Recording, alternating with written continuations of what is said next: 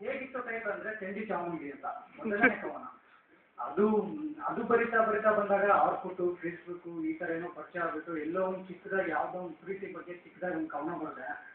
ಆ ಕವನಕ್ಕೆ ಇಲ್ಲಿರ್ತಕ್ಕಂಥ ನೀವೇ ಫೇಸ್ಬುಕ್ ಫ್ರೆಂಡ್ಸ್ ಎಲ್ಲ ತುಂಬ ಬಂದಿರ, ತುಂಬ ಪ್ರೋತ್ಸಾಹ ಕೊಟ್ಟರು, ಕಾಲ್ ಮಾಡಿದರು, ಬೆನ್ ತಟ್ಟಿದ್ರು. ಅಜಾದ್ ಸರ್ ಇದ್ದಾರೆ, ಅವರು ತಿದ್ದುಬಿಟ್ಟು ನನಗೆ ಯಾವ್ಯಾವ ಥರ ಬರಬೇಕು ಹೇಗೆ ಅಂತ ನೋಡಿದರು.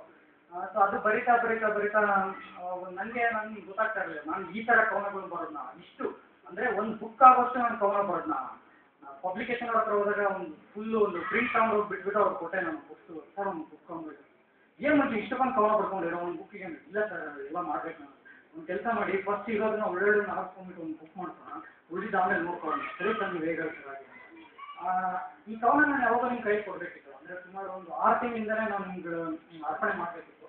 ಆದರೆ ನನ್ನ ಮಂಡತನ ಹಠಮಾರಿತನ ಅನ್ನೋದಿದೆಯಲ್ಲ ಮೊದಲಿಂದ ನಾನು ಸ್ವಲ್ಪ ಹಾಗೆ ಡಿಫ್ರೆಂಟ್ ಅಂತ ಬಂದು.